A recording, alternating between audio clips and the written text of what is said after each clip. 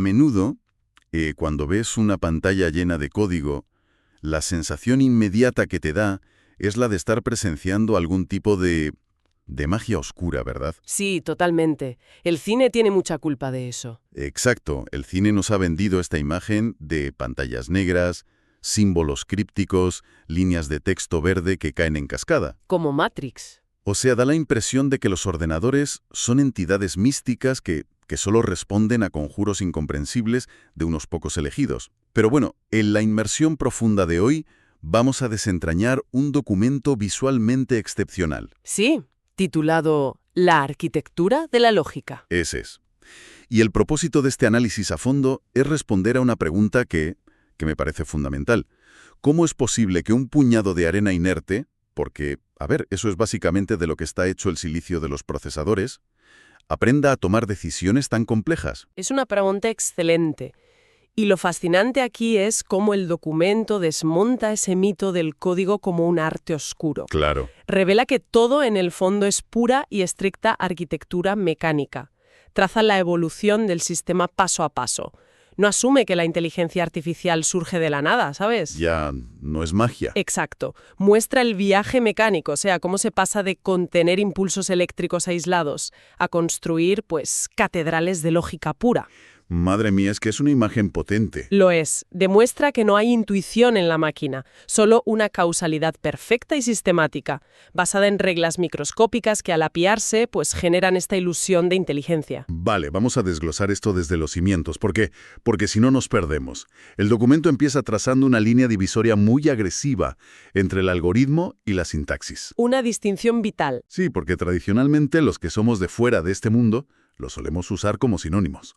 Y no podrían ser más diferentes. Fíjate que para ilustrar el algoritmo, el texto huye de la típica y manida analogía de la receta de cocina. Prefiere mostrarlo como un mecanismo, casi como el rodillo de un piano de cola automático de esos de los años 20. Me parece una representación mucho más acertada, la verdad. Un algoritmo no es el código en sí, es la resolución puramente conceptual del problema. Es ese rodillo de papel perforado. Un plano maestro secuencial. Eso es. Tiene un punto de inicio absoluto, una serie de pasos finitos y mecánicos y, muy importante, un estado final garantizado. Vale. La genialidad del documento es separar esta idea abstracta de la implementación física. El papel perforado es el algoritmo, pero la forma exacta en la que la máquina lee esos agujeros, o sea, la alineación milimétrica que exige el lector mecánico, pues esa es la sintaxis. Vale, entiendo. El texto incluye un bloque de código muy sencillo, algo como un condicional básico de si la pasta está lista, entonces comer. Sí, un ejemplo clásico. Claro, para demostrar lo implacable que es esa sintaxis. Ahora bien, me pregunto algo al leer esto. Si el algoritmo es tan perfecto conceptualmente, ¿por qué los lenguajes de programación están diseñados con una sintaxis tan absurdamente rígida? Ahí está la cuestión. Es que, o sea, si falta un simple punto y coma, todo el sistema colapsa. ¿No sería más lógico y, no sé, más eficiente construir sistemas que tuvieran un mínimo margen de interpretación? Pues te diré que esa es la gran trampa de la supuesta intuición artificial. El documento argumenta que la rigidez no es un defecto de diseño en absoluto. ¿No lo es? No. Es un requisito de seguridad arquitectónica.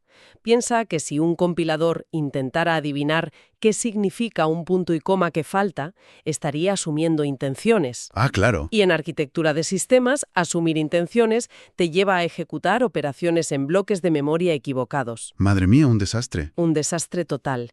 La sintaxis es intolerante porque es el contrato físico entre la lógica humana y la limitación eléctrica de la máquina.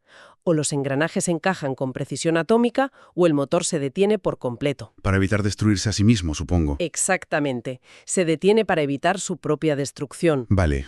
Es una cuestión de supervivencia del sistema, entonces. Cero ambigüedad. Pero claro, tener un plano perfecto y engranajes milimétricos no sirve de absolutamente nada si el motor funciona en el vacío. Claro, necesitas combustible. Exacto, la arquitectura necesita materia prima con la que operar. Aquí es donde el documento avanza hacia la gestión de la memoria.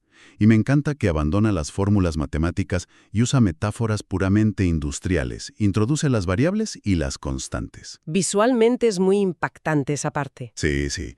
Describe las variables como cajas de cartón corrugado de estas de uso rudo, pero con las solapas permanentemente abiertas. Es una forma brillante de explicar la reserva de memoria dinámica. Muestra cómo un bloque de datos, por ejemplo, el número 25, entra en la caja que tiene la etiqueta edad. Ya. Y luego, ese dato es procesado, expulsado y deja espacio para que entre el número 26, pero manteniendo siempre la misma etiqueta exterior. Es un espacio totalmente fluido. En claro contraste, fíjate con la ilustración de las constantes, que aquí el autor las dibuja como unas cajas fuertes de acero fundido llenas de remaches y con un candado industrial. Porque una vez que un valor entra ahí, el sistema sella la puerta. Claro, como el número pi o la tasa de un impuesto fijo, ¿no? Ningún proceso posterior puede alterar su contenido por muy privilegiado que sea. Ninguno. Es inmutable. Pero a ver, aquí es donde el texto, te juro, me hizo detener la lectura por completo. Habla de los tipos de datos que entran en estas cajas. Ya sabemos que un ordenador diferencia entre números, textos y valores lógicos, booleanos, los típicos de verdadero o falso. Sí, los interruptores. Exacto. Pero el documento hace mucho hincapié en la diferencia entre el carácter 7, escrito entre comillas, y el número 7 real matemático. Y utiliza una referencia brillante. La del cuadro de Magritte. Sí. Esto no es una pipa. O sea, un dibujo de un 7 guardado como texto no es el número 7 matemáticamente hablando. Es solo un dibujo. Es una distinción crítica y, la verdad, a menudo se pasa por alto. A nivel físico, en el disco duro, ambos son simplemente secuencias de ceros y unos. Claro, al final todo es electricidad. Todo. Pero la arquitectura les asigna un comportamiento estructural distinto. Si el sistema intenta operar con el 7 en formato texto, lo va a tratar como una mera forma geométrica. O sea, un patrón de píxeles sin valor cuantitativo. Eso es. No puedes sumar un dibujo con otro dibujo y esperar un resultado matemático. Pero, espera, a ver. Si al final todo se reduce a esos impulsos eléctricos en la memoria RAM, ¿por qué imponer esta distinción tan radical desde el principio? Por la eficiencia. ¿Pero por qué no diseñar un sistema que entienda que el símbolo 7 equivale a la cantidad 7 automáticamente? Nos ahorraría muchos dolores de cabeza. Por la misma razón que no queremos que el compilador adivine la sintaxis que hablábamos antes. Es una cuestión de eficiencia bruta y predicción. Vale. Operar aritméticamente requiere activar circuitos físicos específicos de la unidad aritmético-lógica del procesador. Sin embargo, operar con texto requiere consultar tablas de codificación estandarizadas. O sea, son caminos totalmente distintos. Completamente. Si el procesador tuviera que detenerse a evaluar el contexto de cada dato antes de decidir qué camino tomar, la latencia destruiría el rendimiento. Ya iría a pedales. Totalmente. Al obligar al diseño a encasillar el dato en una caja fuerte numérica o en una de texto desde el milisegundo cero, el flujo se vuelve hipereficiente. Vale. Eficiencia pura dictada por la estructura. Lo que conecta perfectamente con la siguiente fase del documento, que es el motor de procesamiento. Aquí pasamos a la acción. Exacto. Ya tenemos la memoria y las cajas fuertes están llenas, pero la información estática es peso muerto. Necesitamos transformar esos datos, ponerlos a trabajar. Con los operadores. Sí, y el apunte visual para explicar cómo el procesador prioriza las operaciones aritméticas me pareció genial. Es un enorme embudo de fundición. Un embudo que impone un orden matemático inquebrantable. Porque fíjate, la máquina no lee una fórmula matemática de izquierda a derecha como haríamos nosotros al leer un libro. ¿Ya la vierte entera? La vierte entera en este embudo. Los paréntesis caen primero por la parte más estrecha y se resuelven al instante. Luego las operaciones más costosas computacionalmente, como las potencias. Sí, claro. El texto pone el ejemplo de 3 más 4 por 2 al cuadrado. Y ese 2 al cuadrado tiene que resolverse primero. Luego va en la multiplicación y solo al final, en la boca más ancha del embudo, caen las sumas y las restas para darnos el 19. Es un cribado mecánico, literal. Pero ojo, aquí es donde se pone realmente interesante la cosa. El embudo matemático es muy lógico, pero luego el documento aborda las expresiones relacionales. ¿Cómo el sistema compara los datos? Eso es, y las metáforas visuales son alucinantes. Muestra una antigua balanza de platillos pesando 2 letras, la A y la B, Y el texto subraya que no está pesando la cantidad de tinta del símbolo. No. Está pesando su masa subyacente, en el código ASCII oculto. Exactamente. En la arquitectura de la máquina, la B, entre comillas, pesa más que la A, porque su código numérico en las tripas del sistema es mayor.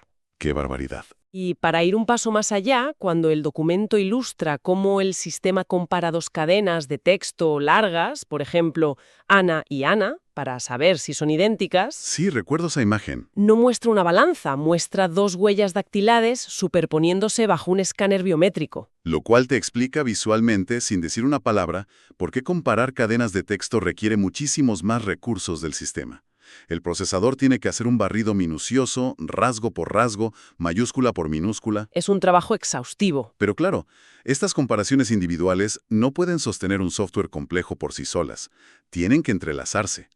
Y ahí es donde el documento introduce, por fin, los circuitos físicos de las compuertas lógicas, el famoso AND, OR y NOT. Y es crucial fijarse en que no las describe como conceptos filosóficos abstractos. Para nada. Las describe como topología eléctrica real. Sí. La conjunción AND es ilustrada como dos interruptores colocados en serie en un solo cable. La corriente, que es el flujo del programa, se detiene por completo si uno solo de esos interruptores está abierto.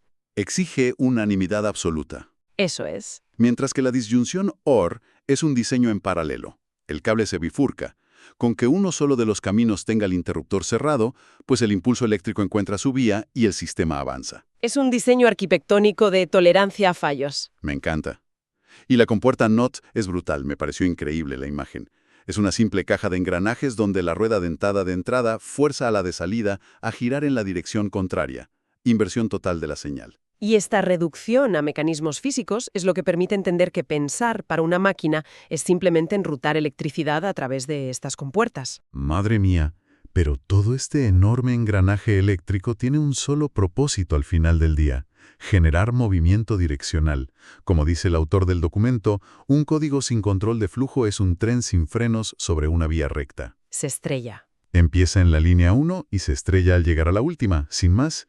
Para que haya inteligencia, o la ilusión de ella, tiene que haber ramificaciones. Le estamos dando al programa el poder de crear realidades alternativas con el bloque if y su expansión if-else. Es la encrucijada fundamental de la informática. Totalmente. Se evalúa el peso de los datos en la balanza que mencionábamos antes y en milisegundos el flujo eléctrico toma el camino de la izquierda o el de la derecha. Sí. La ejecución de un bloque de código u otro cambia el estado del sistema entero. Sin embargo, al escalar este concepto a algo más grande, la estructura se vuelve inestable.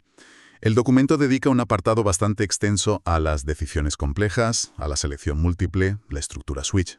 Sí, poniéndola en clara contraposición con los if-else. Exacto, con una cadena infinita de bloques if-else apilados.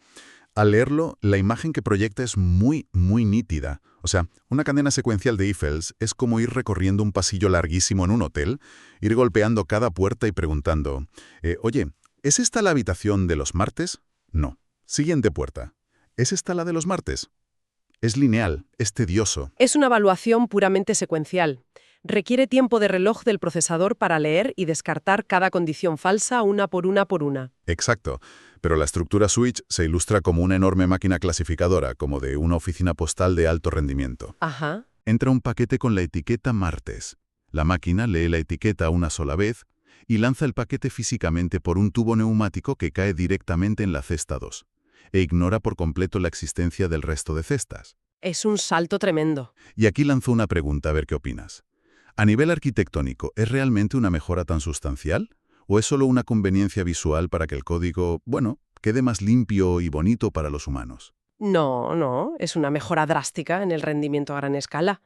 Lo que el documento insinúa con ese clasificador postal es el concepto de tabla de saltos en la memoria. Tabla de saltos. Sí, el compilador, al ver una estructura switch, no crea una lista de preguntas como en el pasillo del hotel. Crea un mapa de direcciones de memoria precalculadas. Ah, vale. Entonces, cuando llega el dato, hace una operación matemática simple y ¡pum! Salta la dirección exacta sin evaluar absolutamente nada de lo demás. O sea, va a tiro hecho. Va a tiro hecho. Es la diferencia entre buscar a una persona preguntando oficina por oficina en todo el edificio o saber de antemano las coordenadas exactas de su mesa. Wow. La arquitectura dicta la velocidad pura. El hardware dictando el comportamiento del software, ni más ni menos. Brillante. Ahora, estas bifurcaciones permiten tomar decisiones puntuales de forma rapidísima.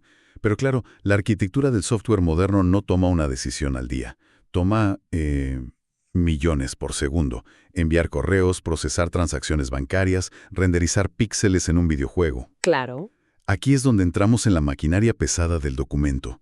La automatización y los bucles, los famosísimos loops. Que representan el santo grial de la informática en realidad. Es la capacidad de repetir una tarea compleja incansablemente sin que exista la más mínima degradación por fatiga. Y no se quejan nunca. Jamás. Y el documento utiliza una matriz de decisión para clasificar las dos grandes familias de bucles, que son el bucle mientras o while y el bucle para o for. Y la diferenciación visual que hace el autor ahí es fantástica. Para el bucle while, el dibujo es una pala excavándolo en una mina. La instrucción es cava tierra mientras haya tierra. Exacto. La máquina no sabe cuántas paladas tendrá que dar. Podrían ser 100, podrían ser 10 millones. El límite lo define el entorno físico, la condición de si queda tierra o no. Es una iteración controlada por eventos impredecibles. Por otro lado, el bucle for es representado como el mecanismo interno de un reloj suizo. Me encantó esa imagen. Es un reloj programado para dar exactamente 10 tics. Cuando se diseña la estructura for, el límite está grabado a fuego en la declaración.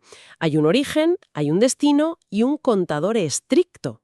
Ya, pero aquí, a ver, entra mi lado crítico. Sabiendo que el bucle while es tan versátil y puede detenerse por cualquier condición externa, Sí. ¿por qué molestarse si quieren implementar un bucle for en el lenguaje de programación? O sea, si el while puede hacer todo el trabajo pesado hasta que la tarea termine, el for parece una estructura redundante, ¿no? Casi limitante. Pues parece limitante hasta que entiendes el concepto de fuga de memoria o el colapso absoluto del sistema. Uy, A ver, un bucle while depende de que algo externo cambie su condición a falso para poder detenerse. vale. Si hay un error en tu algoritmo y esa condición externa nunca cambia, la pala seguirá cavando hacia el centro de la Tierra sin fin, Claro, se queda pillado. consumiendo todos los recursos del servidor hasta que éste se apague por seguridad. Es el temido bucle infinito. Madre mía, la pesadilla de cualquier programador. Total. El bucle for, con sus iteraciones precalculadas, garantiza una vía de escape, limita el tiempo de ejecución, ofrece una certeza arquitectónica en operaciones donde el volumen de datos ya es conocido de antemano. O sea, es como ponerle un freno de emergencia irrompible a la máquina. Exactamente. Tiene todo el sentido del mundo. Y esto cobra especial relevancia cuando el documento llega a la sección de anidamiento, el famoso nesting. Introduce un diagrama que es pura relojería industrial. Son engranajes planetarios girando dentro de coronas dentadas más grandes. Sí. Entonces, ¿qué significa todo esto realmente? O sea, ¿se trata de colocar un bucle dentro de otro bucle o un conditional if dentro de un bucle while? Es el momento en que las piezas básicas del Lego que hemos visto hasta ahora se combinan para construir el motor real. Ya. Imagina que el engranaje exterior hace un solo movimiento lento, pero obliga al engranaje interior a completar cientos de revoluciones rapidísimas antes de que el ciclo principal pueda dar su siguiente paso. Es una escalada de complejidad alucinante. Pero, a ver, aquí la arquitectura choca contra un muro físico que parece infranqueable. Cuéntame. Tenemos un motor capaz de procesar datos a velocidades de vértigo, mediante estos bucles anidados. Tenemos balanzas que toman decisiones ultrarrápidas con interruptores AND y OR. Sí. Pero si en el almacén solo tenemos cajas de cartón sueltas, las variables de antes para almacenar la información, la logística de la fábrica entera colapsa. ¿Cómo le entregamos a este supermotor 10 millones de datos sin tener que escribir 10 millones de variables distintas a mano? Arquitectura que vemos hoy, que son las estructuras de almacenamiento o arreglos. Los famosos arrays. Los arrays. Es la evolución natural de la variable. Y el salto evolutivo es clave aquí. El documento muestra el arreglo unidimensional, el vector, como un largo bloque de buzones de correos fundidos en una sola pieza de metal. Ya no hay cajas sueltas flotando por el almacén. Ya no. Todos los buzones comparten un solo gran rótulo exterior, por ejemplo, registro de temperaturas. Pero cada compartimento individual tiene asignado un número de índice secuencial inalterable, el 0, el 1, el 2. Y el concepto vital que aporta el texto aquí es que este índice numérico no es solo una etiqueta visual para que el programador se aclare. No. No, bajo el capó, ese índice es una coordenada matemática, un offset. Ostras. Desarrollemos esa idea del offset porque me parece que es el núcleo absoluto de por qué los arreglos son tan potentes. Pues a ver, si el procesador sabe en qué coordenada física exacta de la memoria de silicio empieza ese bloque de buzones, ¿Vale? y sabe también el tamaño estandarizado de cada buzón, no necesita buscar el buzón número 5000 inspeccionando todos los 4999 anteriores. Claro, no va llamando puerta por puerta. Exacto. Hace una sola operación aritmética, toma la coordenada inicial, le suma 5000 veces el tamaño del compartimento y el lector magnético salta instantáneamente a la ubicación física precisa. ¡Qué barbaridad! Es un acceso directo, da igual el volumen masivo de los datos. Lo cual convierte al array, y ahora todo encaja, en el compañero de baile perfecto para el bucle for que acabamos de discutir, que resulta que genera números secuenciales, exactos y predecibles. Están hechos el uno para el otro. Es como si el reloj suizo estuviera diseñado específicamente para ir abriendo esos bujones uno por uno a la velocidad de la luz. Y ojo, la cosa no se detiene en los vectores unidimensionales. El autor eleva la dimensión y muestra las matrices. Las cuadrículas con ejes X e Y, filas y columnas. Tableros de ajedrez digitales. El documento menciona de pasada algo profundo aquí. Esta estructura en cuadrícula es exactamente cómo el ordenador memoriza la imagen que proyecta en tu pantalla ahora mismo. Sí, cada intersección de fila y columna es un píxel único con su propio valor de color guardado en ese compartimento bidimensional. Increíble. Y esto nos empuja al clímax del documento, al final. Después de presentar todas estas piezas aisladas, el autor despliega el ensamblaje final. La joya de la corona. Sí, muestra un fragmento de código completo que simula un sistema de evaluación de exámenes. Y de pronto al leerlo, tras haber entendido todas las partes sueltas, es como tener visión de rayos X. Ya no es texto en una pantalla, es maquinaria pesada en movimiento. Es la síntesis total del sistema. Fíjate cómo se inicia reservando espacio en la memoria. Un array llamado notas que almacena 5 valores en bloque, es decir, los contenedores ordenados. Y justo debajo arranca el motor. Un bucle for que declara explícitamente iterar desde el índice 0 hasta el 4. El engranaje principal que asegura dar 5 vueltas exactas, sincronizándose milimétricamente con la cantidad de compartimentos del array. Y en el interior de ese motor, anidado, se coloca la balanza de decisiones, un bloque if que extrae la nota específica del compartimento que toca en esa vuelta. Usando el contador del bucle como llave para abrir el buzón, claro. Eso es, y evalúa relacionalmente si el valor es mayor o igual a 10. Y finalmente, la compuerta direccional abre el flujo hacia un lado u otro para estampar la etiqueta de aprobado o reprobado en la pantalla. Es una coreografía impecable entre la memoria estructurada, el tiempo de ejecución iterativo y la lógica binaria, todo operando al unísono. Y así es como el documento valida su gran premisa inicial, reafirmando que no hay conjuros ni magia oscura tras el cristal. Hay una combinación implacable, secuencial y sistemática de operadores mecánicos y datos. Es una desmitificación absoluta. Quien escuche esto y llegue al final de esta lectura ya no puede volver a ver un programa informático de la misma forma. Ese inmenso plano arquitectónico saturado de compuertas entrelazadas, embudos matemáticos e interruptores lógicos que abría el documento, por fin ha cobrado un sentido transparente. Representa el triunfo de la arquitectura sobre el caos de la información cruda, sin duda. Totalmente. Y si conectamos esta minuciosa disección mecánica con el panorama general, la implicación me parece monumental. Absolutamente toda la infraestructura digital moderna que sostiene la economía, las comunicaciones y la ciencia de nuestro siglo descansa sobre este mismo andamiaje elemental. Todo. Desde lo más simple a lo más complejo. El algoritmo que recomienda vídeos adictivos, el sistema de guía de un cohete espacial, las redes neuronales artificiales más complejas que asombran al mundo.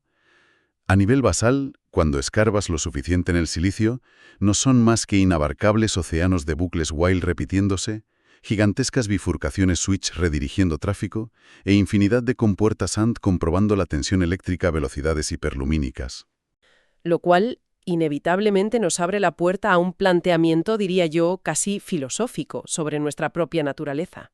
Ah, sí. Claro, si conectamos esto con el panorama general, piensa, si estructuras lógicas tan sumamente rígidas, binarias y sistemáticas son capaces de generar la ilusión de creatividad, de improvisación y de comportamiento orgánico en la inteligencia artificial actual, surge una duda muy razonable. ¿Hasta qué punto funcionamos igual nosotros? Exacto, se puede plantear la hipótesis de si nuestras decisiones diarias más intrincadas, nuestros impulsos emocionales ante un conflicto o la formación de nuestros hábitos a lo largo de los años no operan bajo las mismas leyes físicas. Uf, qué locura. Quizás la red sináptica del cerebro humano sea en el fondo un ensamblaje monumental de condicionales if, else frente a estímulos y bucles de repetición anidados ejecutando comportamientos aprendidos hasta que un evento externo interrumpe el ciclo.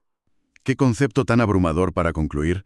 Resulta fascinante considerar que, al esforzarnos por comprender la fría arquitectura de la máquina, tal vez estemos cartografiando el código fuente de nuestra propia conducta. Te vuela la cabeza, la verdad. Desde luego, hay que mantener la curiosidad intacta, observar los sistemas que operan en la sombra y, sobre todo, buscar siempre la lógica mecánica que orquesta el mundo aparentemente caótico que habitamos.